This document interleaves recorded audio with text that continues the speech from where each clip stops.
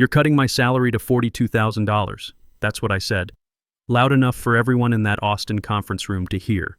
Garrett Sullivan didn't even blink, just sat there like some corporate king, watching me process the number that had just blown up my life.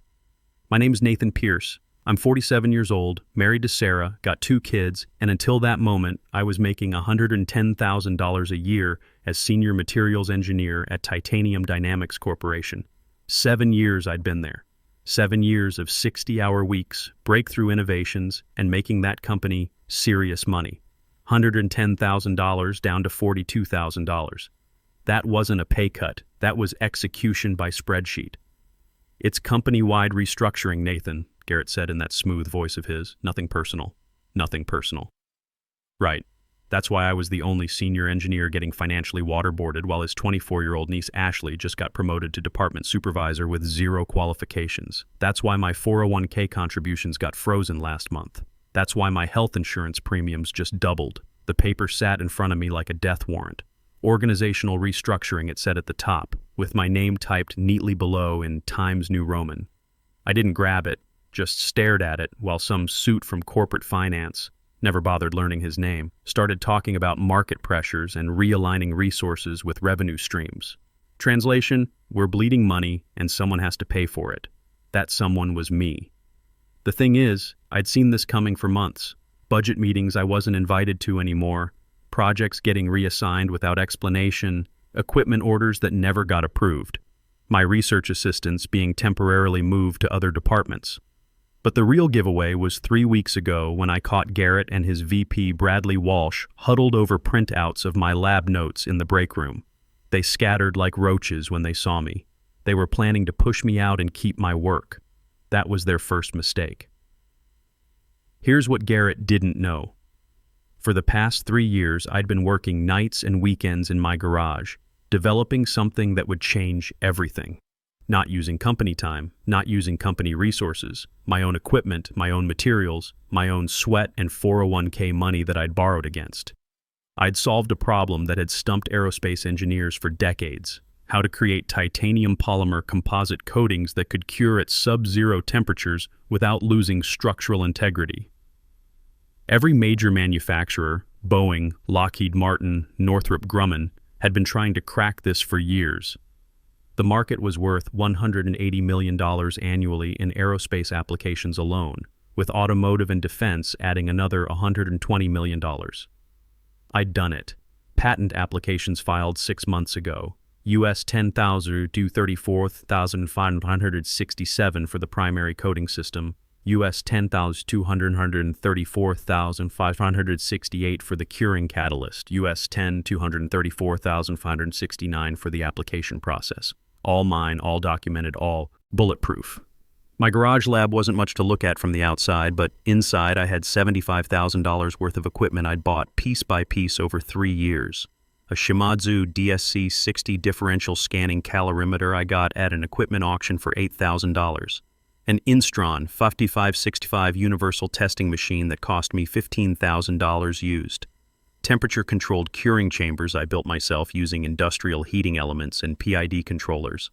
Every night after Sarah and the kids went to bed, I'd work until 2 a.m. Every weekend I'd spend 8 to 10 hours in that garage. Sarah thought I was just tinkering with electronics. She had no idea I was developing technology that would revolutionize an entire industry. The breakthrough happened on a Tuesday night in February. I'd been trying to solve the polymer cross-linking problem at low temperatures. Most aerospace adhesives need heat to cure properly, usually 180-220 degrees. That's fine in a factory, but useless if you're trying to repair a wind turbine in Montana winter or fix a pipeline in Alaska. I was working with a modified epoxy resin system, trying different catalyst combinations. Around midnight, I accidentally knocked over a beaker of experimental solvent into a batch of titanium-enhanced polymer I'd been testing. Instead of ruining the mixture, it created something entirely new. A gel that stayed workable at 40 degrees, but formed molecular bonds stronger than traditional composites at room temperature. I spent the next 4 months refining the formula. The final version had tensile strength of 85,000 psi, compared to 45,000 psi for standard aerospace adhesives. Cure time at 40 degrees was just 45 minutes versus 6 to 8 hours for heat-cured systems. The cost per pound was actually 15% lower than existing solutions. Let me think about it, I said, pushing back from the conference table. Garrett's eyebrows went up. This isn't really a negotiation, Nathan. I stood up, grabbed my jacket.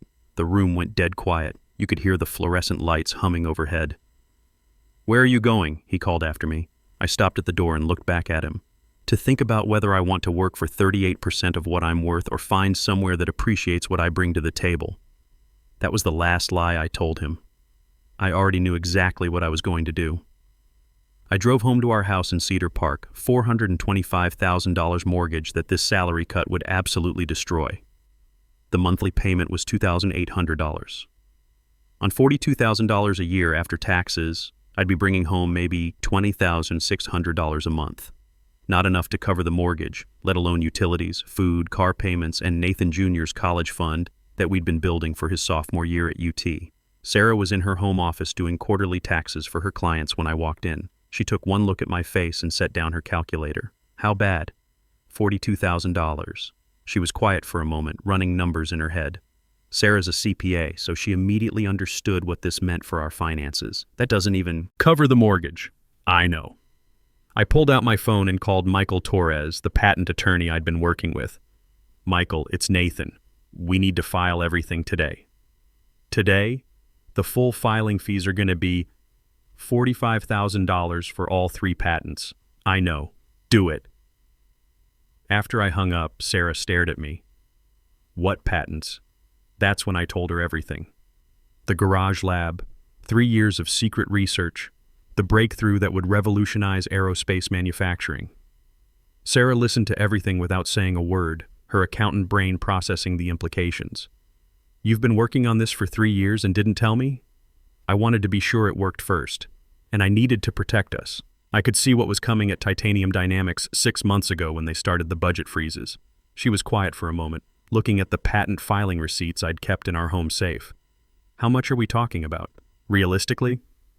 I pulled out the market analysis I'd done with Michael Torres. The aerospace coating market is $180 million annually. Automotive and defense add another $120 million. Conservative estimates show my technology could capture 15% market share within 2 years.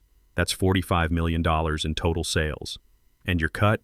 Standard licensing deals are 8-12% royalties. I'm targeting 10%, so $4.5 million annually once we hit full market penetration. Sarah set down the papers. Nathan, that's life-changing money. Enough to pay off the house, fund both kids' college, and retire comfortably by 55. The next morning, I called in sick to Titanium Dynamics. Instead, I drove to Michael Torres's office in downtown Austin. His firm, Torres & Associates, specialized in intellectual property litigation for tech companies.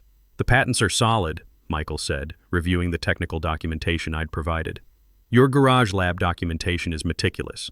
Purchase receipts for every piece of equipment, time-stamped video of major experiments, detailed lab notes with dates and signatures. What about Titanium trying to claim ownership? They'd need to prove you used company resources or developed the technology during work hours. From what I see here, you've got ironclad evidence that everything was done independently. Michael spread out 3 licensing term sheets he'd prepared. I've drafted preliminary agreements for non-exclusive licensing. The beauty of non-exclusive deals is you can license to multiple companies simultaneously. More competition drives higher royalties.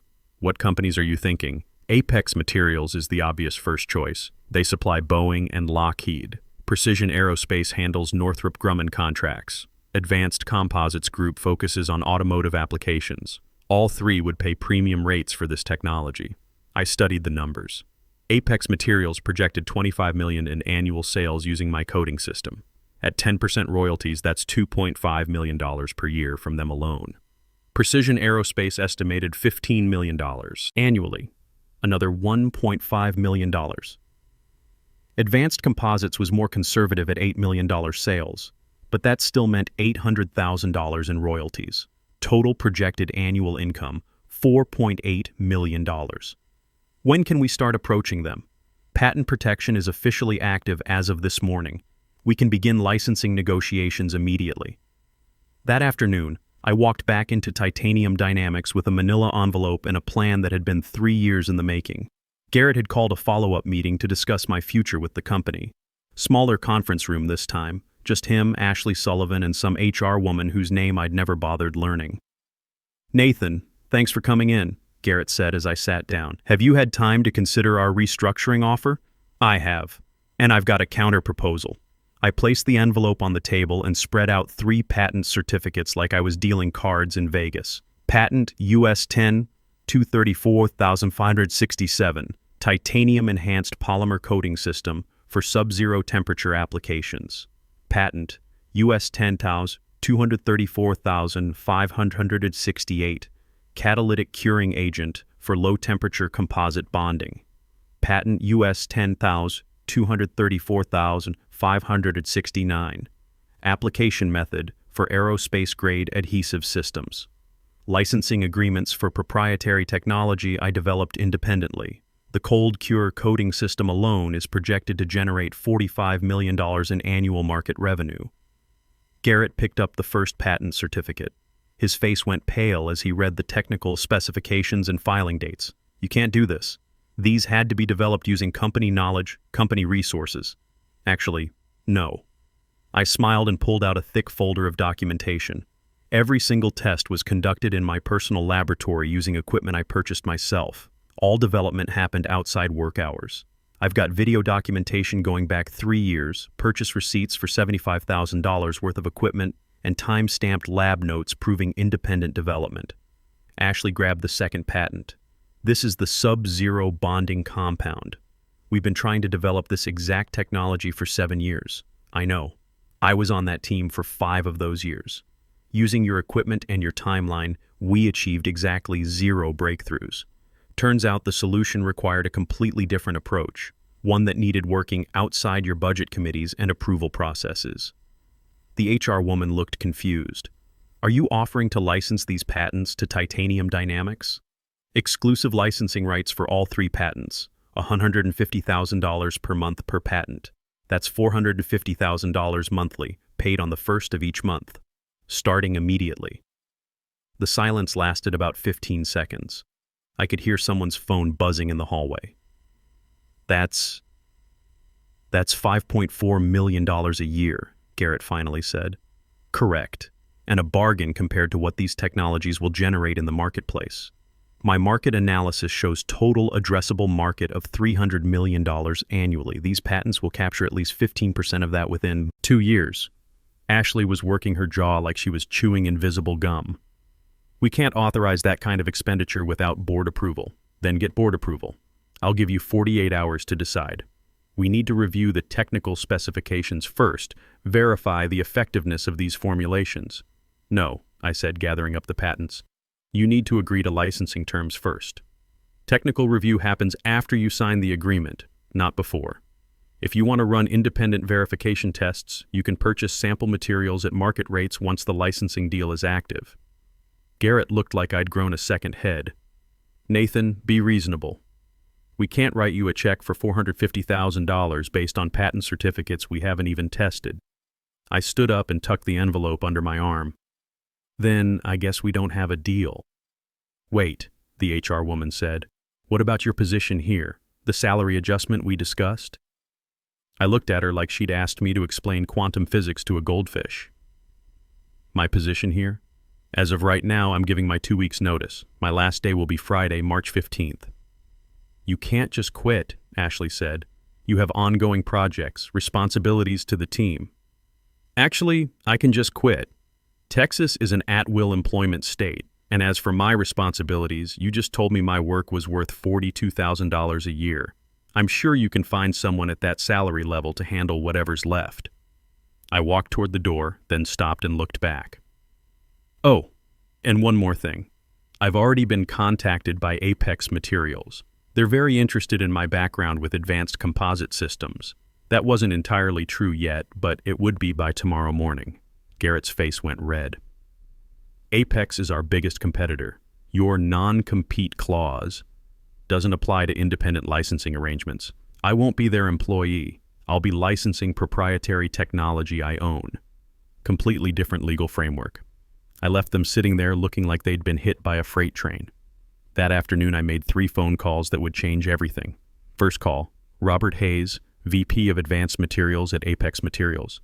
Mr. Hayes, this is Nathan Pierce. I'm a materials engineer with proprietary titanium polymer coating technology that might interest your Boeing contracts. What kind of technology? Sub-zero curing composite systems that maintain 85,000 psi tensile strength at 40 degrees F. Patent protected as of yesterday. The line went quiet for 5 seconds. That's, Mr. Pierce, if that's accurate, you're describing the holy grail of aerospace manufacturing. Boeing has been trying to solve low-temperature curing for a decade. I can arrange a demonstration. Are you available tomorrow afternoon? He was. Second call, Patricia Walsh at Precision Aerospace. Same pitch, same shocked response. Lockheed Martin had a standing $50 million contract waiting for exactly this technology. Third call, Tom Rodriguez at Advanced Composites Group. They supplied Ford and GM's lightweight vehicle programs. Automotive applications could be worth $25 million annually. By 5 p.m., I had 3 demonstration meetings scheduled for the rest of the week. I spent that evening preparing sample kits in my garage lab, small test batches that would prove the technology worked without revealing the underlying formulations. Each sample went into labeled vials with basic performance specifications but no chemical composition data. Sarah watched me work, still processing everything that had happened. You really think they'll pay those kinds of licensing fees? They'll pay more than I'm asking. This technology solves problems that have cost the aerospace industry millions in delays and failed projects. Boeing alone spends $15 million annually on temperature-controlled curing facilities that my system makes obsolete. Wednesday afternoon, I drove to Apex Materials headquarters in Round Rock with a cooler full of samples and 3 years of confidence. Robert Hayes met me in their main conference room along with 2 engineers whose names I immediately forgot and their VP of Operations, Lisa Park. Before we start, I said, setting the cooler on the table, everything you're about to see is proprietary and patent protected.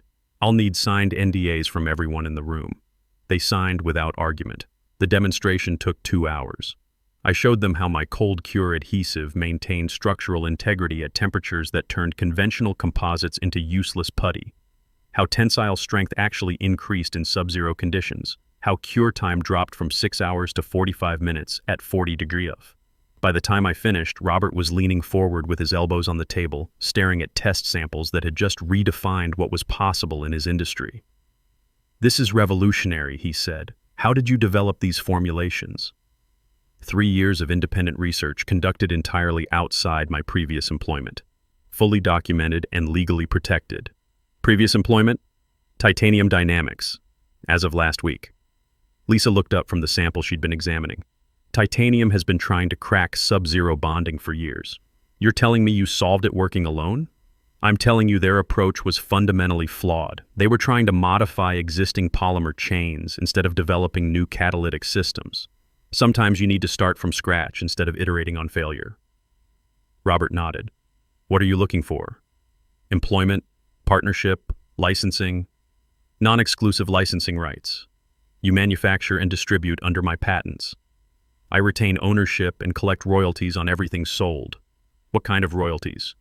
10% of gross revenue for the primary coating system, 8% for the catalyst technology, 6% for the application process. Robert didn't flinch. We'd need to verify these formulations at production scale, run our own testing protocols. I'd provide technical support during the scaling process. I'll be available for ongoing development and improvements. We talked for another hour about production timelines, market analysis, and competitive positioning. By the time I left, Robert had promised to present my proposal to Apex's executive committee within 48 hours. Thursday brought similar meetings with Precision Aerospace and Advanced Composites Group. Both companies were interested. Both wanted licensing deals. Both were willing to pay premium rates for technology that could give them decisive competitive advantages. But Thursday also brought a phone call I'd been expecting. Nathan, this is Michael Torres. Titanium Dynamics filed a lawsuit this morning. They're claiming ownership of your patents based on intellectual property clauses in your employment contract. I was in my garage lab running quality tests on production samples. Do they have a case? not based on your documentation, but they're alleging you used company resources and company time to develop the technology. They want an emergency injunction to stop you from licensing while the case is pending. How long does that usually take? Emergency hearings can happen within days. But Nathan, they filed this as a trade secret misappropriation claim. That's serious. If they can prove their allegations, you could face criminal charges. I set down the polymer sample I'd been testing. What do they need to prove?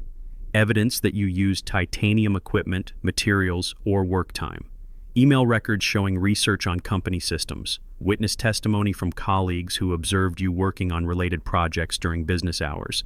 They're not going to find any of that. How can you be certain? Because I've been planning for this possibility for 3 years. Every material purchase has a receipt with my personal credit card. Every piece of equipment in my lab has dated invoices. Every test was conducted after hours and weekends. I've got security camera footage from my neighborhood showing me working in the garage at all hours. What about your work at Titanium? Any overlap with your patents? Different projects entirely. At Titanium, I was working on heat-resistant compounds for high-temperature applications. My patents involve low-temperature curing systems. Completely different chemical principles, different applications, different market segments. Michael was quiet for a moment. They might try to argue that your work at Titanium gave you foundational knowledge essential to developing the patents. Let them try. General chemistry knowledge isn't proprietary. They'd have to prove I learned something specific at Titanium that was essential to developing the cold cure system. My lab notes show I solved the low-temperature problem using principles I learned in graduate school 15 years ago. The lawsuit was served that afternoon. Titanium Dynamics versus Nathan Pierce, alleging theft of trade secrets, breach of employment contract, and unfair competition. They wanted monetary damages, transfer of patent, ownership, and an emergency injunction preventing me from licensing the technology to anyone.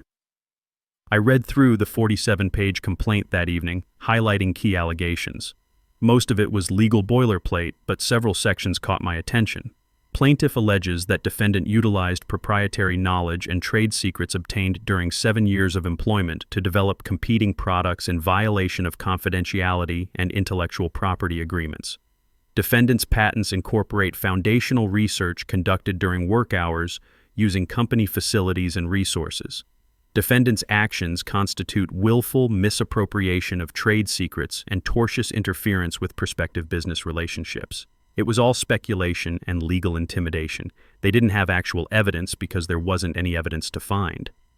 But the lawsuit served another purpose. It sent a signal to Apex, Precision, and Advanced Composites that my patents might not be legally secure. That was a problem I needed to solve quickly. Friday morning, I called an emergency meeting with all 3 licensing prospects. We met at a conference room I rented at a downtown Austin hotel. Robert Hayes represented Apex. Patricia Walsh handled Precision Aerospace. Advanced Composites sent Tom Rodriguez and their chief counsel. I'm sure you've all heard about the lawsuit, I said without preamble. I wanted to address this directly rather than let rumors derail our negotiations. Robert spoke first. Our legal team reviewed the complaint. Titanium's claims look like fishing expedition tactics. They are, I said, pulling out my laptop. Let me show you exactly why their case is going nowhere. The next hour was the most important presentation of my career. I walked them through every aspect of my patent development. Purchase receipts for the $75,000 in garage equipment, video timestamps showing after-hours work sessions, chemical analysis proving my compounds used completely different base materials than anything Titanium had researched. I showed them the fundamental differences between my cold cure technology and the heat-based systems Titanium had been trying to develop. Different catalysts, different polymer chains, different curing mechanisms. The only similarity was that both involved adhesives. My breakthrough came from applying organometallic chemistry principles I learned in graduate school, I explained. Titanium was stuck using traditional epoxy modification approaches. They never explored metallocene catalyst systems. By the time I finished, all 3 companies looked satisfied. Patricia actually smiled. This documentation is bulletproof. Our attorneys will have no problem defending these licensing agreements. Tom nodded. What's our timeline for production, assuming the legal issues resolve quickly? Scaling tests can begin immediately. Full production capacity within 90 days once you sign licensing agreements. All 3 companies signed preliminary agreements that afternoon. Non-exclusive licensing at the tiered royalty rates I'd proposed, with production beginning within 60 days. Conservative revenue projections: Apex, $2.5 million annually; Precision, $1.8 million; Advanced Composites, $1.2 million. Total projected income, $5.5 million per year. 2 weeks later, Michael called with news that made my entire month. Motion to dismiss granted. Judge threw out Titanium's complaint entirely, called it speculative allegations unsupported by credible evidence. What about our countersuit? That's moving forward beautifully. We're asking for legal fees, damages for interference with business relationships, and punitive damages for frivolous litigation. Conservative estimate, $1.8 million. That weekend, I got a call from James Morrison, who'd quit Titanium the previous week.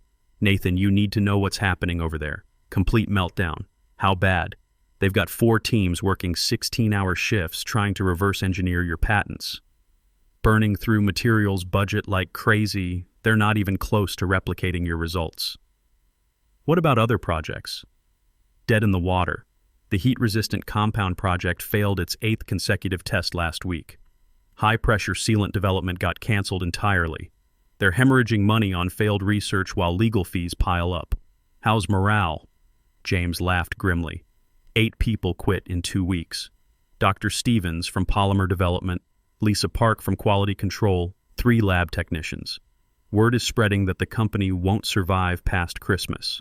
Financial trouble? Stock price dropped 35% since your lawsuit news broke.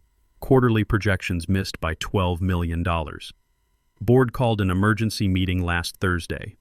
6 months later, the Austin Business Journal ran a front-page article, "Local Tech Company Files." Chapter 11 Bankruptcy. Titanium Dynamics had officially collapsed, unable to service $45 million in debt after losing their major aerospace contracts to competitors with superior technology. The article mentioned that key personnel had been hired by other companies and that patent assets were being auctioned to satisfy creditors. What it didn't mention was that I'd purchased several of those patent assets through a shell company, not anything related to my own technology, just manufacturing processes and testing protocols that might prove useful for future development. I also hired 6 former Titanium employees for my new company, Pierce Advanced Materials. James Morrison became my VP of Operations. Dr. Stevens joined as Senior Polymer Chemist. 4 lab technicians came aboard as testing specialists and quality control managers. PAM wasn't just a licensing operation. We provided full-service materials development, from initial research through prototype development to production scaling for aerospace and automotive clients. Our first major contract came from Boeing, developing next-generation versions of my cold cure coating system for the 787 Dreamliner program. Second contract, Lockheed Martin wanted specialized composites for F-35 applications. Third, Ford Motor Company needed lightweight bonding systems for their electric vehicle program. By the end of our second year, Pierce Advanced Materials employed 45 people, held 12 patents, and generated $18 million in annual revenue. My personal income from licensing royalties had reached $6.2 million annually. 3 years after that conference room confrontation, I was reviewing quarterly reports in my corner office when James knocked on my door. "Nathan, your 3 o'clock appointment is here." A young woman walked in, probably late 20s, nervous expression, carrying a folder of research notes. "Mr. Pierce, I'm Amanda Rodriguez. I'm a materials engineer at Davidson Chemical. I was hoping to discuss a situation with my employer." I gestured to the chair across from my desk. "What kind of situation?" "They're trying to claim ownership of patents for work I developed independently, threatening my job if I don't sign over the rights. I heard about what happened between you and Titanium Dynamics." I smiled and opened a fresh notebook. "Tell me everything from the beginning." 20 minutes later, I was on the phone with Michael Torres, explaining Amanda's situation and asking if he'd be interested in taking another intellectual property case. "Sounds familiar," Michael said. "What kind of patents are we talking about?" "Self-healing concrete compounds using embedded crystalline structures. Could revolutionize infrastructure maintenance."